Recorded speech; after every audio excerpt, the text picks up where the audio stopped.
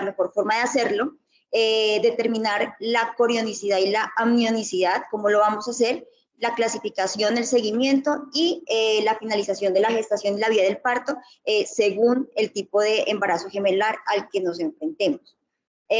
Realmente pues no existen como nuevos artículos o nuevos estudios que expliquen quizás nuevos, digamos que recomendaciones acerca del manejo en estas pacientes y del seguimiento. Por lo tanto, nos guiamos de lo que dicen las guías, que son todas estas y que en la mayoría pues coinciden con las recomendaciones que vamos a ver más adelante. Entonces, ¿cuál es el objetivo? Realmente es simplificar el diagnóstico, el seguimiento y el manejo del embarazo gemelar para identificar alteraciones de manera oportuna y lograr resultados exitosos. En esta charla hoy no vamos a hablar de fisiopatología ni de medicamentos, simplemente vamos a hablar de todo el manejo y el enfoque que le vamos a dar a la paciente desde que ella cruza el consultorio, se sienta, dice, tengo esta ecografía, no tengo controles prenatales, tengo 14 semanas y me dijeron que era un embarazo gemelar. Entonces, la idea es desde el principio saber cómo vamos a enfocarla, qué son como los lineamientos principales que debemos tener en cuenta para de ahí en adelante poderle hacer el seguimiento y el manejo. Entonces, para empezar, ¿cómo se forman los embarazos gemelares? Todos pues recordemos que los embarazos gemelares se forman a partir de una fertilización de 2 óvulos por 2 espermatozoides. A eso se le conoce pues como un gemelar disigótico, que posteriormente se va a formar en un embarazo bicorial biamniótico, y el otro es el embarazo gemelar monocigótico, que consiste en que hay un óvulo y se fecunda solamente por un espermatozoide, y hay una serie de cambios y de división celular pues en la formación del embrión como tal, que va a dar origen a otro tipo de embarazos gemelares, que puede ser el monocorial biamniótico, el monocorial monoamniótico o el monocorial monoamniótico con gemelos siameses. Entonces, ¿cómo vamos a datar la edad gestacional?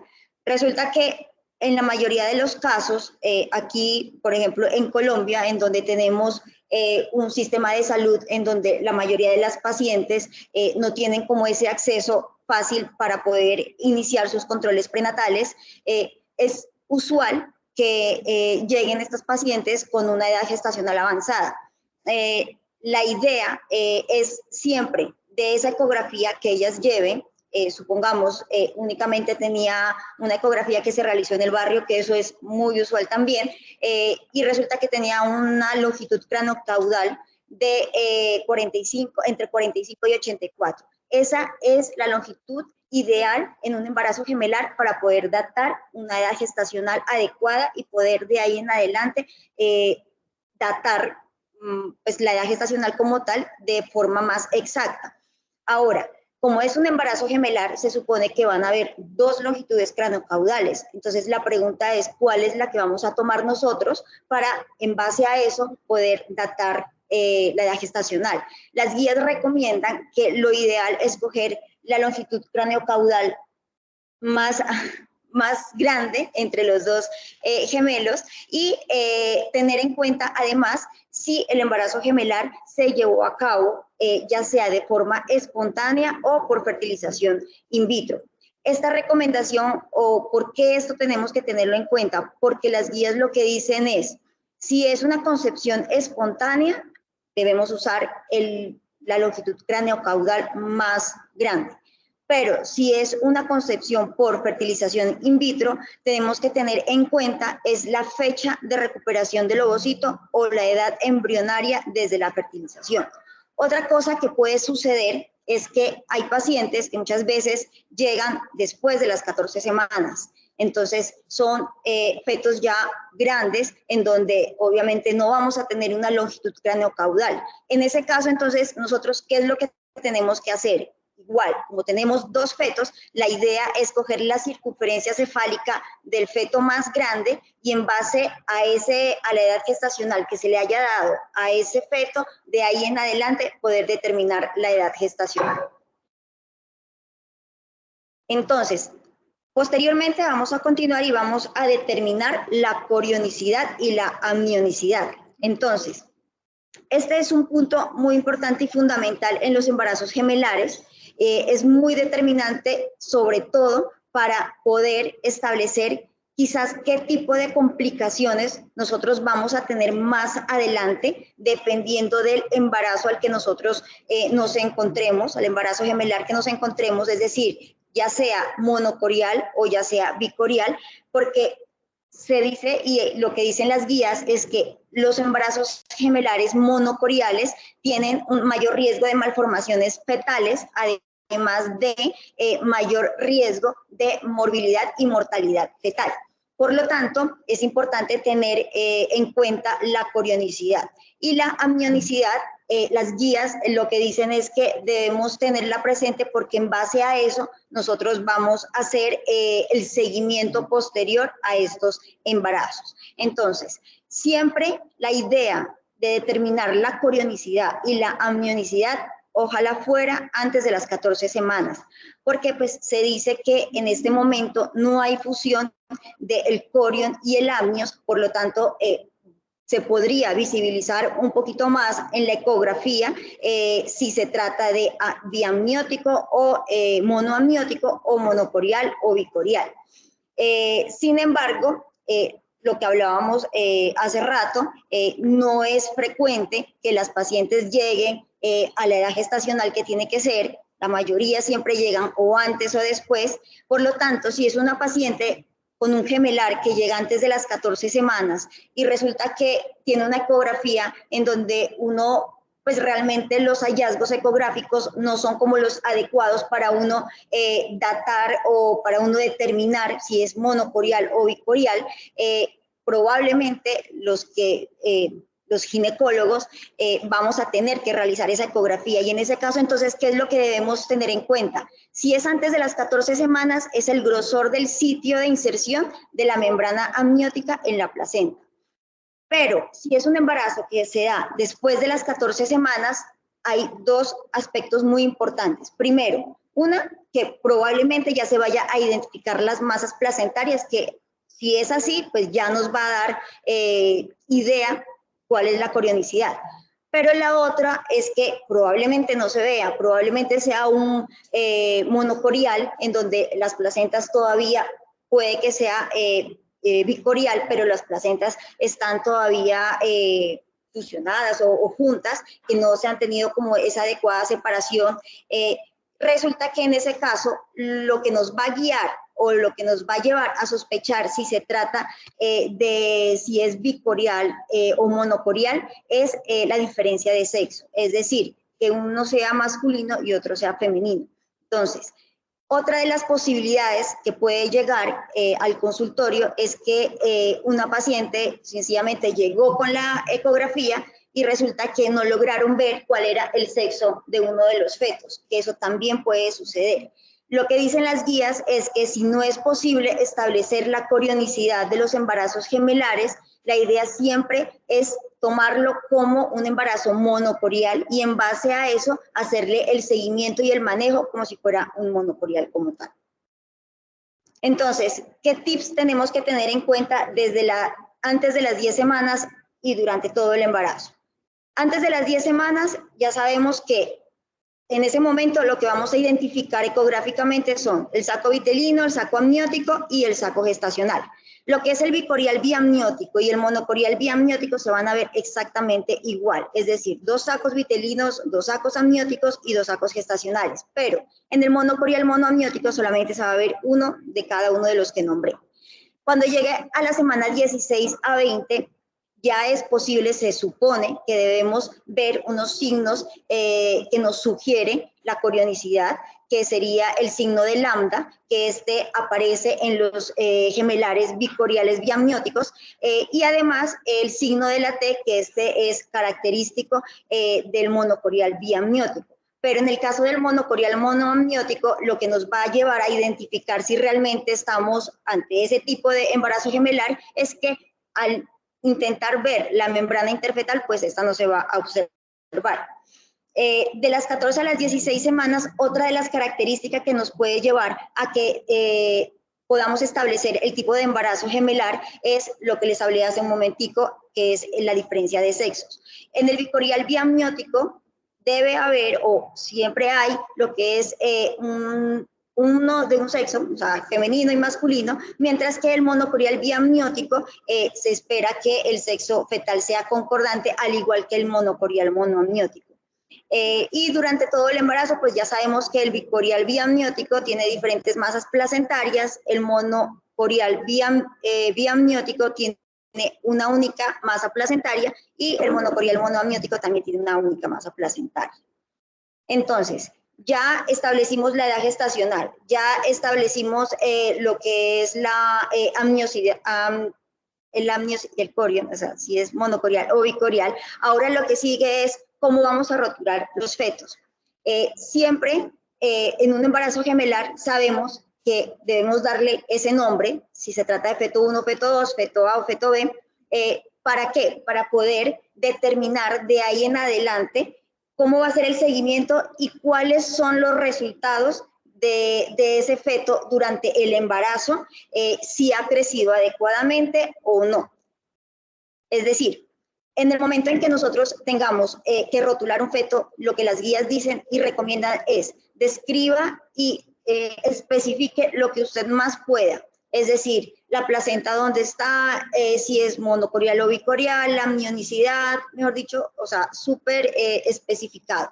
Y otra de las cosas es que siempre debemos también etiquetar según los cordones, es decir, según la inserción de estos en relación con los bordes placentarios y la inserción de la membrana.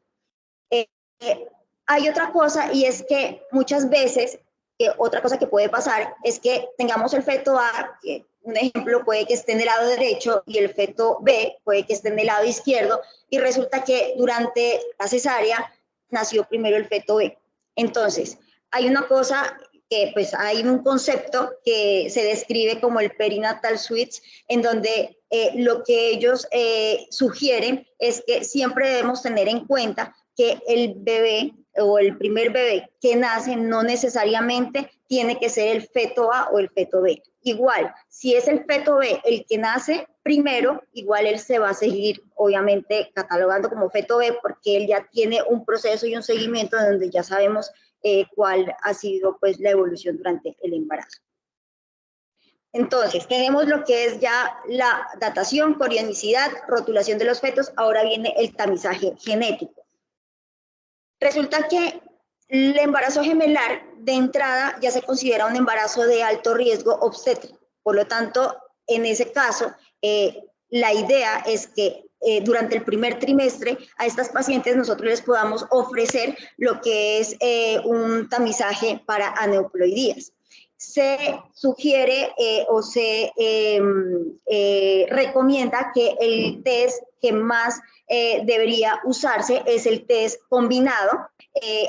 Pues, como todos podemos recordar, está compuesto por marcadores que tienen que ver con la edad materna, la translucencia nucal y parámetros bioquímicos como la medición de los niveles en sangre de beta-HCG libre y de la PAPA, que es la proteína aplasmática asociada al embarazo. Porque también es importante tener en cuenta que estas pacientes, digamos que uno de los tamizajes o tipo de exámenes que se deben pedir durante el primer trimestre, porque lo que dicen las guías es, ahora en día han aumentado muchísimo lo que es los procedimientos de fertilización in vitro. Y en estos procedimientos han aumentado digamos que los embarazos gemelares. Por lo tanto, hay que tener en cuenta estos marcadores dado a que, por ejemplo, la beta-HCG libre y la PAPA, existen algunos factores que pueden alterarlas y estos pueden llevar a errores en los cálculos durante el cálculo pues de el riesgo de aneuploidía. El otro es el ADN fetal libre en sangre materna. Se ha descrito que este tiene un rendimiento que depende mucho de la corionicidad.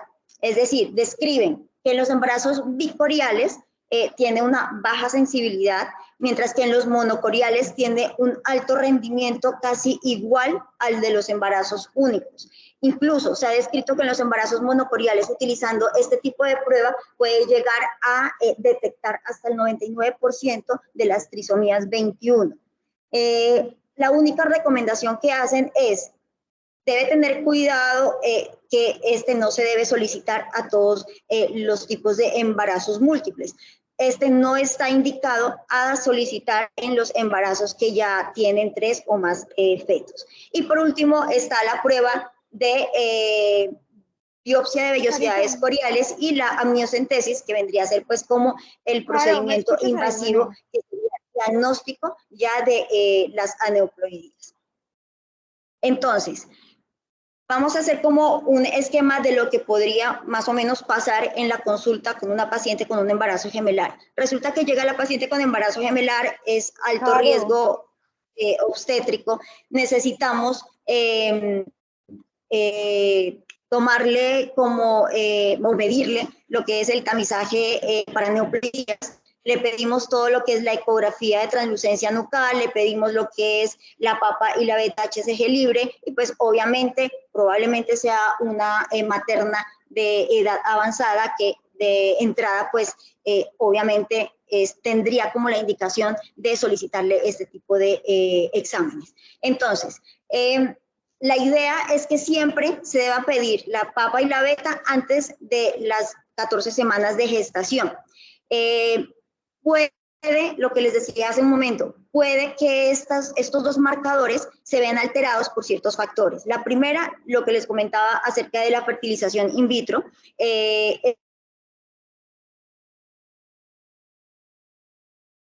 disminución en los niveles de la papa y la beta HCG, lo cual va a llevar a que haya errores en los cálculos del riesgo. Pero hay otros factores, como por ejemplo la obesidad, el sedentarismo, hay otros factores como por ejemplo que de alguna manera también interfiere a la hora de hacer el cálculo del riesgo para aneuploidías en los embarazos gemelares. Por lo tanto, la papa y la beta no a todas se les va a hacer. La idea es que obviamente esté antes de las 14 semanas para que pues el rendimiento sea mejor y el cálculo probablemente sea el adecuado y nos pueda determinar si estamos frente a una paciente con alto riesgo para aneuploidías o bajo riesgo para aneuploidías. Resulta entonces que la paciente, listo, la papa y la beta se la tomó en una edad gestacional de 12 semanas de embarazo. Entonces, dado que se trata de un embarazo gemelar y debemos tener en cuenta la translucencia nucal, aquí viene otra pregunta y es, ¿la translucencia nucal debe tomarse en los diferentes tipos de embarazos gemelares a cada uno por separado o cómo se le va a tomar? Entonces, las guías lo que dice es, en los casos de embarazos gemelares bicoriales, el cálculo de la translucencia nucal debe realizarse haciendo un promedio, debe realizarse tomando la translucencia nucal de cada gemelo y eso asociándolo a la edad materna. Es decir, el cálculo se hace por separado. Mientras que en los embarazos monocoriales, la translucencia nucal lo vamos a hacer es haciendo un promedio tanto de un gemelo como del otro, y ese promedio es el que lo vamos a ingresar a la hora de hacer el cálculo como tal. Otra de las recomendaciones que dicen es que, listo, y si la paciente llegó después de las 14 semanas y no le puedo tomar la papa y la beta HCG, entonces, ¿cómo hago ahí? Resulta que si no le puede tomar la papa y la beta HCG, ellos recomiendan es que usted puede determinar el riesgo con la translucencia y la edad materna, haciendo ese tipo de cálculos, solo que obviamente el rendimiento va a ser mucho más bajo en comparación con los otros marcadores al no tomárselos. Resulta que, dado un caso de que haya salido con un resultado de alto riesgo para aneuploidías, teniendo en cuenta esos 4 marcadores, ¿cuál es el siguiente paso? Lo que vamos a solicitarle es el ADN libre fetal en sangre materna. Aquí existe, digamos que, 2 opciones en donde o puede uno tomarle el ADN fetal en sangre materna o puede uno tomar ya un procedimiento invasivo como la biopsia de vellosidades coriales y la amniocentesis. Esto teniendo en cuenta que aquí en Colombia, por ejemplo, el ADN es un examen que aún no está dentro del POS. Por lo tanto, no todas tienen el acceso a la toma de esa prueba, a pesar de que se ha descrito que el rendimiento es muy bueno, como ya dijimos, casi del 99% para la detección de trisomía 21. Por lo tanto, un ejemplo, si es una paciente que tiene la posibilidad de tomárselo particular, pues sencillamente lo tomamos y siempre debemos pensar en cuál es la corionicidad de ese embarazo, porque lo que describen los estudios y en las guías lo nombran, es que en el embarazo gemelar bicorial el ADN tiene una menor sensibilidad, mientras que el monocorial tiene una alta sensibilidad. Entonces ahí es donde uno viene a pensar si vale la pena que estas pacientes con un embarazo bicorial paguen un examen tan costoso o sencillamente le podemos calcular el riesgo con la translucencia nucal y con los otros marcadores. Y finalmente, otro de los procedimientos para el cálculo de del riesgo de aneuploidías ya viene a ser la biopsia de vellosidades coriales y la amniocentesis. Tener en cuenta que el ADN libre en sangre fetal no es un examen diagnóstico y eso es lo que hacen mucho énfasis en las diferentes guías. Ese ADN fetal a usted le va a determinar es el riesgo, le va a establecer qué riesgo tiene, pero no le va a decir si tiene o no tiene. ¿Cuáles son digamos que la mejor forma de establecer el diagnóstico? La biopsia y la amniocentesis. Pero entonces, ¿cómo se va a tomar? Es decir, si llega una paciente con un embarazo bicorial, biamniótico, y le dice a usted, doctora, es que tengo una amniocentesis, necesito que usted me explique cómo es ese procedimiento. Entonces, ahí es donde tenemos que tener claro unos conceptos y es que se le debe tomar la amniocentesis a cada saco o se le debe tomar solo a uno. ¿Qué tanto, digamos que si se trata de un monocorial, qué tanta en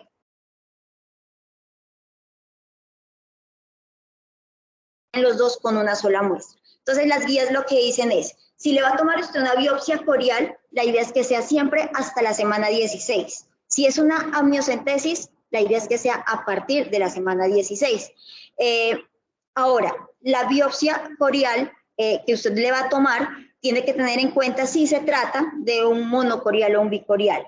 Lo que recomiendan ellos es, si es un monocorial, usted puede tomar una única toma de muestra y si es un bicorial, tiene que tomarle 2 muestras. Pero aquí la pregunta es, ¿por qué si al uno solamente una muestra y por qué al otro sí 2? Porque resulta que en el monocorial, si recordamos, durante la embriogénesis, ellos se originan a partir de un óvulo, por lo tanto, si se forma un embarazo gemelar, ellos van a tener el mismo cariotipo. Por lo tanto, al tomar una sola muestra y al tener estos dos, el mismo cariotipo, pues usted le está determinando realmente, digamos que le está detectando la aneuploidía a ambos gemelos. Mientras que un bicorial, como dijimos al inicio también, ellos se forman a partir de 2 óvulos, por lo tanto, el cariotipo de ellos va a ser diferente. En esos casos, sí se recomienda que se tome 2 muestras,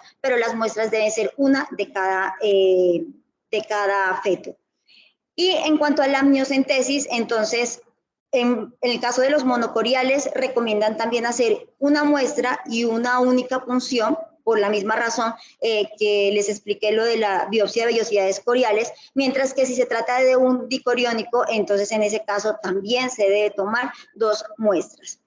Otra de las recomendaciones que dicen es, igual, usted debe tener claro que si la paciente llega con un diagnóstico tardío de la gestación o llega en el segundo trimestre a iniciar todo el control y el seguimiento de su embarazo gemelar, en ese caso usted sí puede mandarle la amniocentesis y es como las únicas excepciones que hacen para determinar la toma de este examen. Entonces, listo, tenemos el ADN fetal libre en sangre materna y el procedimiento invasivo. Pero entonces, ¿qué tanto, cuál de las 2 pruebas realmente tiene un adecuado rendimiento para detectar, en este caso, las aneuploidías? Este es un estudio en donde el objetivo que ellos tuvieron para implementarlo fue tomar el DNA libre para el análisis de las trisomías 21, 18 y 13 durante el primer trimestre en embarazos gemelares.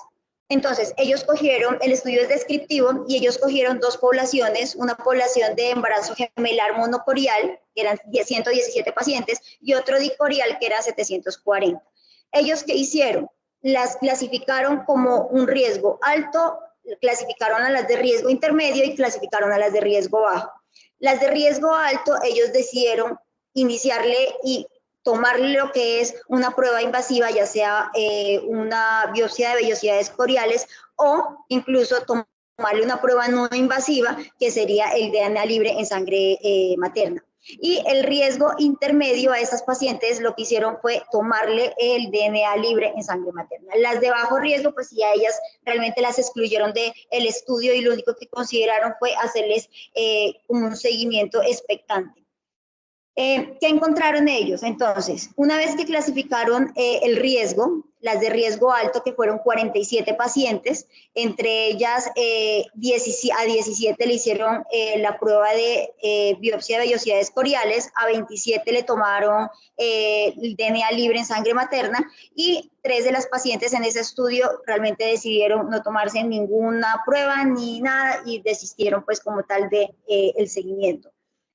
Mientras que las de riesgo intermedio, que fueron 203, a ellas 186 les tomaron un DNA libre y a las 17 pacientes de ese grupo desistieron. Y las de bajo riesgo, pues como les dije, ellas sí simplemente se les hizo un seguimiento clínico y no se les realizó ninguna prueba y de hecho pues se las excluyó como tal del estudio utilizando algún tipo de prueba. Entonces, ¿qué encontraron? Que de las pacientes de riesgo alto a las que se le tomó las pruebas, la biopsia de vellosidades coriales, 4 pacientes tuvieron un diagnóstico de trisomía 21 y 2 pacientes tuvieron un diagnóstico de una trisomía 18, mientras que con el DNA libre tuvieron 1 para T21 y una paciente para T18. Y en cuanto a las pacientes de riesgo intermedio, a las que les tomaron el DNA libre, a ellas una paciente fue la que se pudo determinar que tenía un riesgo para trisomía 21 y para trisomía 18 no pudo ser posible. Y en cuanto a las pacientes de bajo riesgo, les hicieron un seguimiento ecográfico. Lo que ellos encontraron es que en una de las pacientes de ese grupo resulta que tenían hallazgos sugestivos de tetralogía de Fallot, y lo que ellos hicieron en ese momento ya fue hacer la amniocentesis, confirmando de que se trataba de una trisomía 18. Entonces, todas las trisomías que se detectaron en este estudio fueron en embarazos bicoriónicos y no se detectaron en embarazos monocoriales, por lo cual pues también se sustenta como la información que inicialmente dábamos, que los embarazos monocoriales son los que tienen menor riesgo de presentar algún tipo de malformación o síndrome de aneuploidías. Entonces, ellos que definieron que se puede combinar y que es pues una estrategia de verdad que tiene un buen rendimiento, tanto la biopsia de vellosidades coriales como la toma de DNA, porque eso obviamente pues va a aumentar la posibilidad de detectar el riesgo y de hacer un diagnóstico más certero sobre las pacientes que tienen algún síndrome de aneuploidía. Ya hicimos todo eso, entonces datación, corionicidad, rotulación, tamizaje genético, ahora viene la imagenología, es decir, todas las pacientes les vamos a tomar una ecografía de detalle anatómico, a todas las pacientes les vamos a tomar una longitud cervical, una cervicometría, dado a que en el embarazo gemelar, como todos sabemos, ellas tienen un mayor riesgo de presentar un parto pretérmino y va a depender también de alguna manera si es monocorial o bicorial. Lo que las guías recomiendan es, si es a todos los embarazos gemelares, usted debe realizarles un detalle anatómico y debe realizarles una cervicometría, a excepción de los embarazos gemelares monocoriales. ellos, adicional, debería realizárseles siempre una ecocardiografía fetal en semana 14 a 15 de gestación y a la semana 20 a 22 de gestación. ¿Por qué? Porque en estos embarazos es en los que más se ha detectado algún tipo de alteración o malformación cardíaca. Entonces, y si usted le toma la ecografía, debe tener en cuenta otra cosa, y es que debido a las alteraciones morfológicas que se presentan y que son específicas para cada trisomía, usted tiene que hacer énfasis en el detalle anatómico sobre defectos que se presenten a nivel del tubo neural, defectos en la pared abdominal, hendiduras faciales, anormalidades cerebrales, defectos cardíacos y anormalidades gastrointestinales. Ellos que recomiendan el detalle anatómico, si usted va a hacerle, obviamente tiene que ser muy juicioso, hacer énfasis en estas cosas, pero usted debe tomarla siempre entre la semana 18 a 23 más 6. Este es el rango de edad gestacional donde se sugiere que debe ser la toma del detalle anatómico. En general, entonces ellos, ¿qué recomiendan o cada cuánto recomiendan realizar ecografías si es monocorial o bicorial? Si es un bicorial biamniótico, recomiendan hacer un control ecográfico cada 2 semanas. Y si es un monocorial, hacer un control ecográfico cada semana. Los monocoriales, por el mayor riesgo, pues tienen obviamente que tener un seguimiento más estricto. Como dijimos ahorita, el parto pretérmino viene a ser la principal complicación en estos embarazos, es la principal causa de morbimortalidad en embarazos gemelares. La idea entonces es hacer una cervicometría para poder prevenir a tiempo el parto pretérmino en estos embarazos. Ahora, hay otra cosa, y es que en los embarazos gemelares hay algo fisiológico, y es que el cuello fisiológicamente empieza a cortarse. Y esa disminución del cuello cervical empieza a partir de las 24 semanas. Por lo tanto, existe que el principal factor de riesgo del parto pretérmino en embarazos gemelares es el cuello corto antes de los menos de 25 milímetros antes de las 24 semanas. Esto es muy controversial. ¿Por qué? Porque, como les dije, hay un acortamiento fisiológico que probablemente pues no va a avanzar y no va a continuar a un parto pretérmino, y probablemente no vaya a requerir una toma seriada de cervicometrías. Algunas guías, por eso ellos no se meten como en esta recomendación, pero el Clínic de Barcelona es la única guía que dice usted puede hacerle e iniciar la cervicometría tomándola a partir de la semana 16 hasta la semana 34. Como les dije, esto es controversial. Realmente lo que actualmente se hace es dejarlo como a criterio del especialista y que él considere pues realmente si quiere tomarla de manera seriada o simplemente no la va a tomar sino hasta la semana 16 y 34 y ya. Ya que tenemos entonces todas estas especificaciones o bueno, todos estos ítems que tenemos que llevar a cabo en el seguimiento del embarazo gemelar, entonces es ahora cuál va a ser a qué edad gestacional y cada cuánto se le va a tomar una ecografía obstétrica.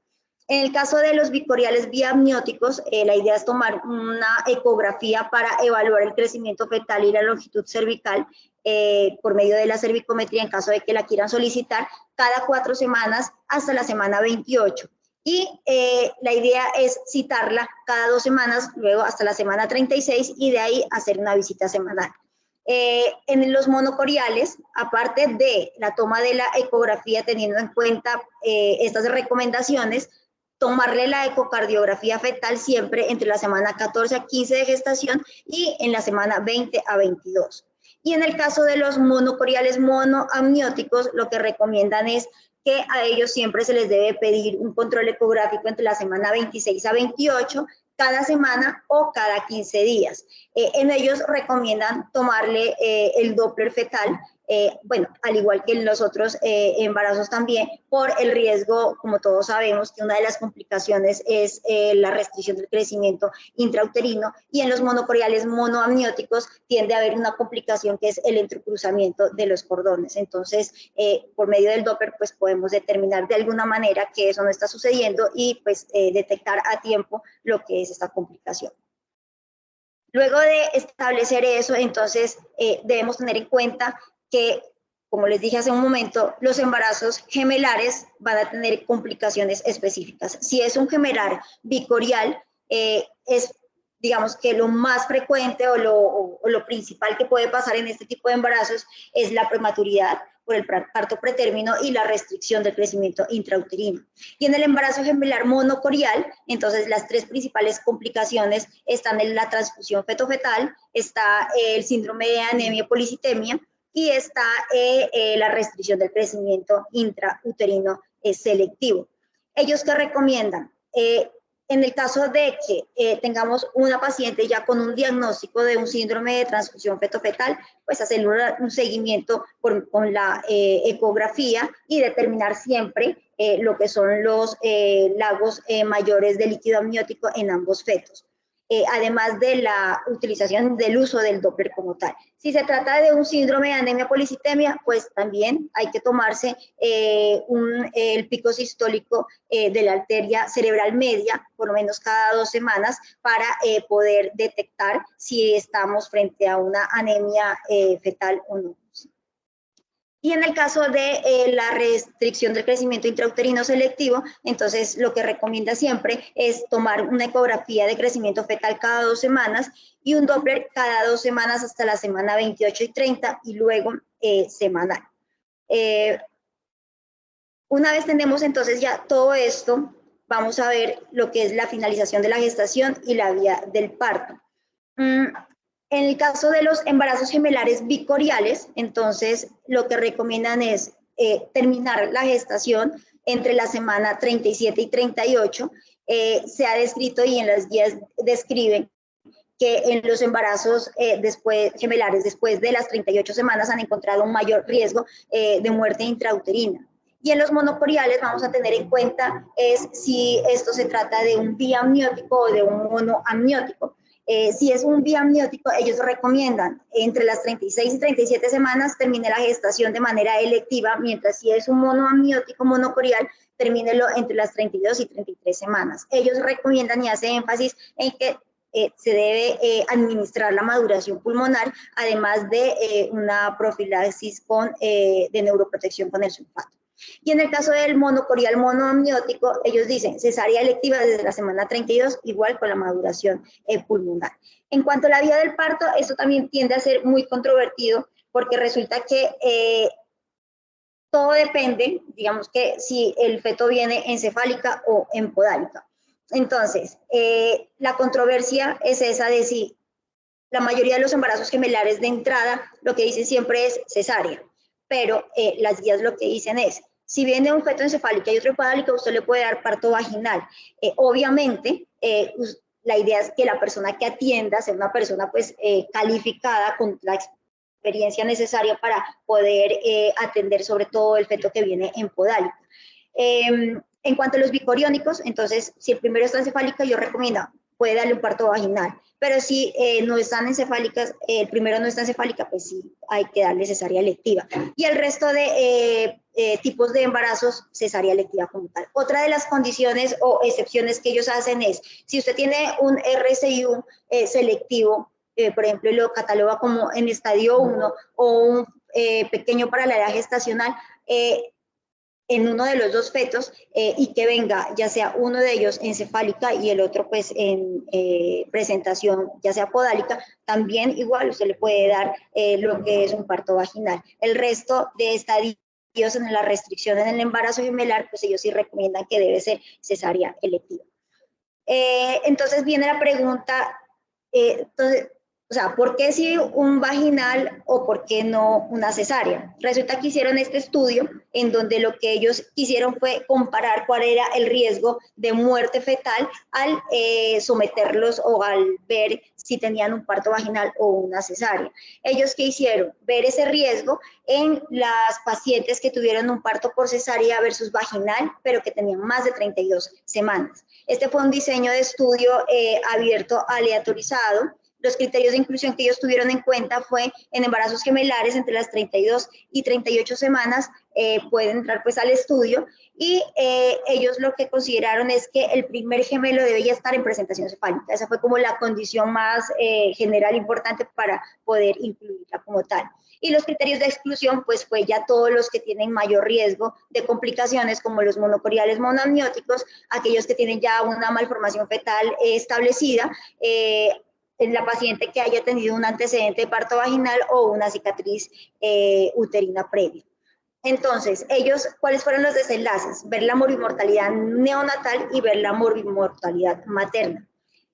¿Ellos qué encontraron? Encontraron que no hubo diferencia estadísticamente significativa en los desenlaces neonatales en las pacientes que tuvieron tanto parto vaginal como parto por cesárea, y no se encontró que hubiera una diferencia estadísticamente significativa en los desenlaces maternos tampoco. Por lo tanto, ellos lo que recomiendan es que la cesárea electiva versus el parto vaginal para embarazos después de las 32 semanas y 38 semanas de gestación, sí, digamos que está indicada, o sí se la puede hacer siempre y cuando pues el primer feto venga encefálico.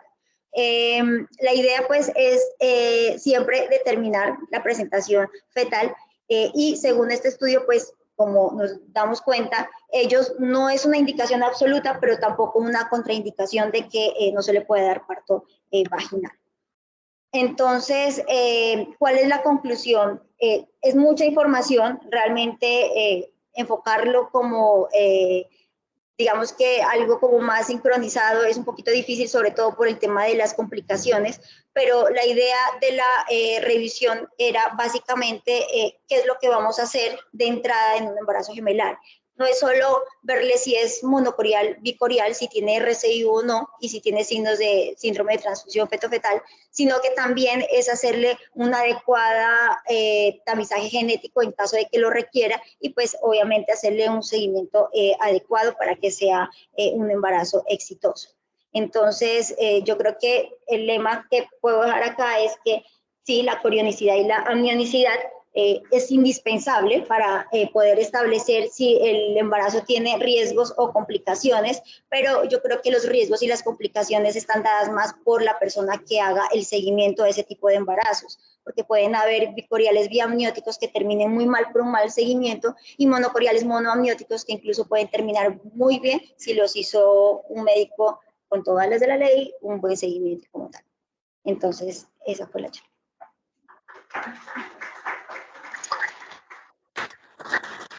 Gracias, doctora Caro, por tu presentación.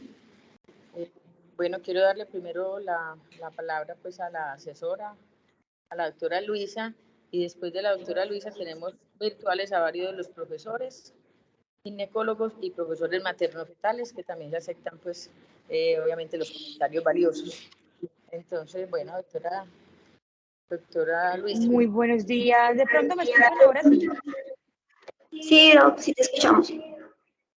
Bueno, es que durante la charla intenté en varias ocasiones como pararla para dar como unos tipsitos, pero bueno. Caro, muchas gracias por invitarme a la charla, de verdad, y muchas gracias por tenerme en cuenta en esta charla, que tengo entendido que es la grande, que es de las más importantes que tienen ustedes en su residencia. Quiero aclarar varias cositas que pues me gustaría que no se fueran para la casa como con esos conceptos. Hay unas cosas muy importantes. Con respecto a la datación, lo dijiste muy claro, ¿cierto? Lo dijiste claro, es el gemelo más grande, el que debemos tener siempre en cuenta, y eso es por una causa clara. Y es porque no queremos subestimar al gemelo más pequeño. Es decir, uno pensaría que el gemelo pequeño está creciendo adecuadamente cuando en realidad el gemelo está cursando con una complicación que hubiéramos podido identificar tempranamente. Esa es la causa, aunque algunos autores mencionan la idea de coger el más pequeño o incluso de promediar. Con respecto a la corioamnionicidad, ahí creo que no hay dudas, siendo el bicorial biamniótico el signo más importante, es el más importante porque tiene una sensibilidad hasta del 99%. La tasa diagnóstica es muy alta, y esto básicamente está dado porque como tiene 4 capas de membrana, 2 corion y 2 amnion, se va a ver ese signo que lo mencionabas ahora, el lambda, y solamente va a haber un 1% de falsos positivos, y va a estar dado básicamente por, obviamente, operador dependiente. Hay vesículas vitelinas que son muy ecogénicas y cuando se implantan justo en el sitio o cuando se colocan justo en el sitio de implantación del corion con las membranas, pudieran dar un falso signo de lambda. Igualmente, cuando hay hematomas que discurren por ese sitio de implantación, pudieran parecer un lambda cuando en realidad estamos hablando de otra patología. Entonces, esto a considerar. Y cuando hablamos del tamizaje, yo creo que acá sí hay algunas cositas que quería como mencionar. Hay varias cosas, la ATN no es lo único que uno mira en un tamizaje. El tamizaje genético tiene muchos ítems, translucencia nucal, hueso nasal, ductus venoso, tricúspide, y entre otras cosas que uno mira en un tamizaje genético. Entonces, no solamente la translucencia nucal lo que me va a mostrar la importancia o la diferencia en un tamizaje genético. Sin embargo, sí es la translucencia nucal y el ductus venoso el que me pudiera marcar una diferencia con respecto al diagnóstico de patologías que pudieran ser secundarias a la misma corionicidad. Es decir, una TN aumentada, si bien me pudiera estar hablando de una neuploidía, al mismo tiempo pudiera estar hablando de una STFF temprana. Es decir, estamos hablando de que un síndrome de transfusión fetofetal tiene signos tempranos como lo son la TN aumentada mayor del percentil 99 y a su vez también un ductus venoso reverso.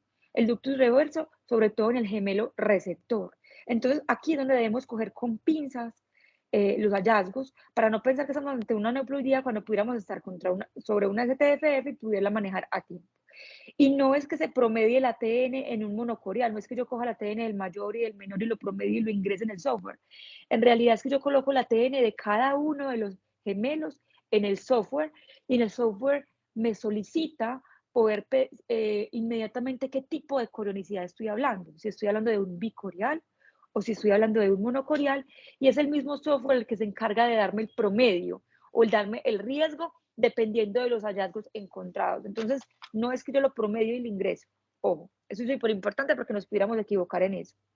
El DNA fetal de hecho está recomendado por la Sociedad de Diagnóstico Prenatal Internacional y por ACOG. O sea, DNA fetal está muy recomendado, aunque si bien le faltan más estudios, los estudios que se han hecho hasta el momento demuestran que tiene un muy buen rendimiento.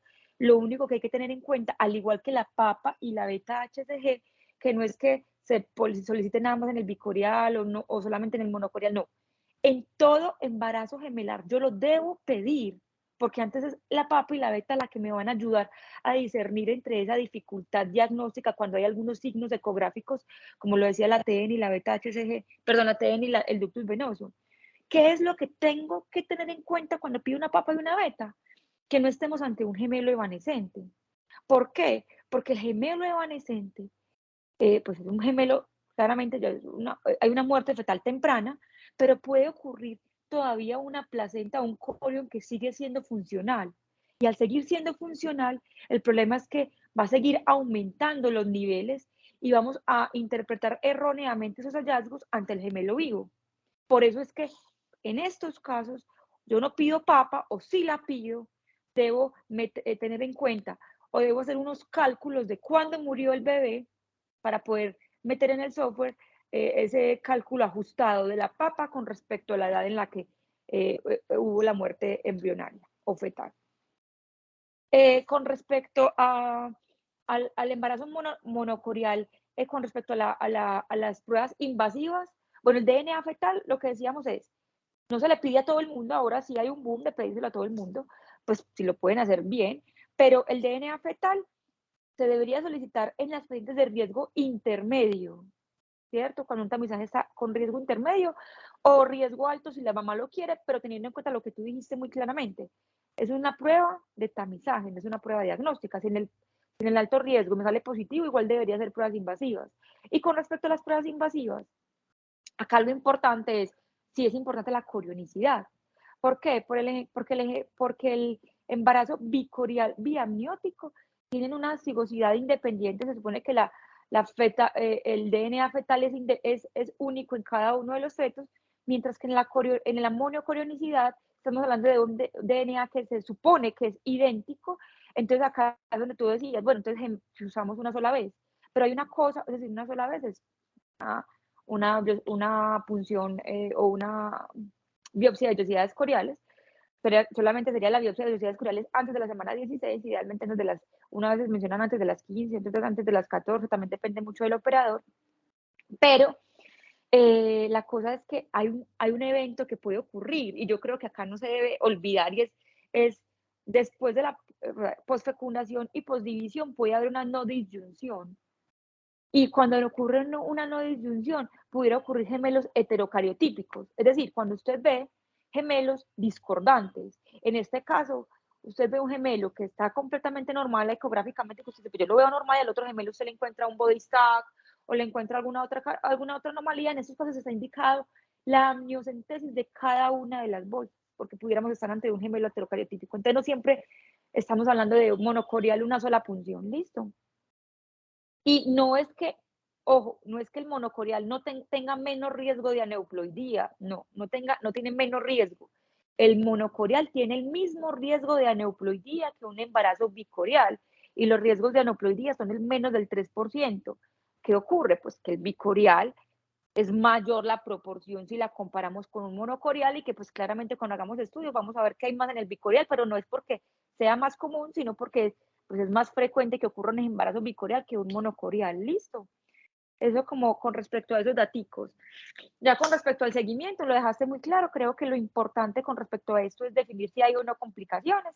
Las complicaciones me obligan a ser un poquito más exhausto con respecto al seguimiento.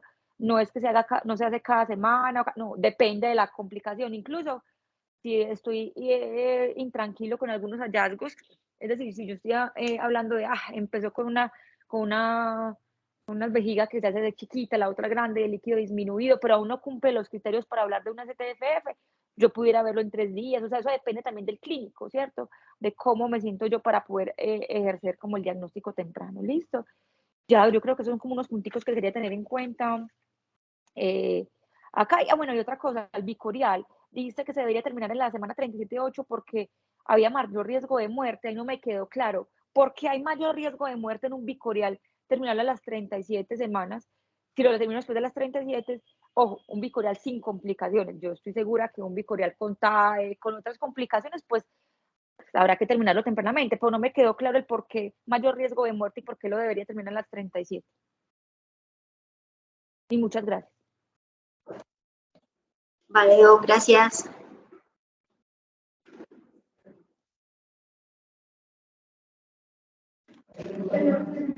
Doc, Doc, ¿tú encuentras que el mayor riesgo de el bicorial que en el monocorial?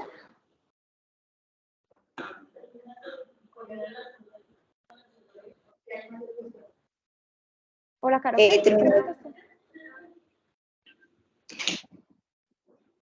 No, pues igual el riesgo de muerte va a estar siempre en los dos. Eso fue en base más que todo a los estudios que realizaron y como les digo, o sea, la mayoría de los estudios entra como en controversia porque nada es como está descrito con exactitud. Igual el riesgo siempre va a estar en ambos. Eso fue lo que leí de las guías de la ISUOC y de las guías de la COG. Pero no sabría decirte cuál sería la causa específica. Gracias, doctora Luisa, por todos los comentarios que nos diste respecto al tema. No sé si hay algún otro comentario o pregunta de alguno de los profes.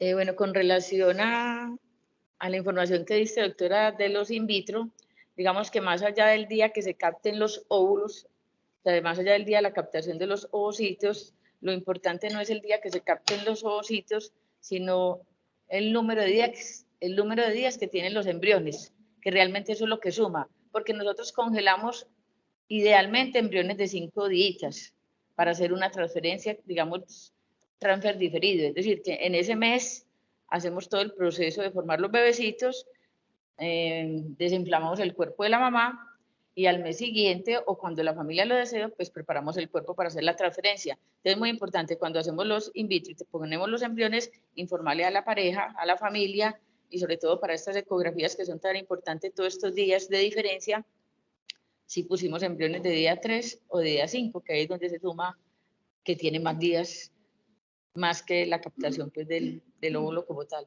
Listo. Bueno, muchas gracias, doctora, por tu presentación y a todos los asistentes y a la doctora Luisa por acompañarnos en su asesoría. Feliz día.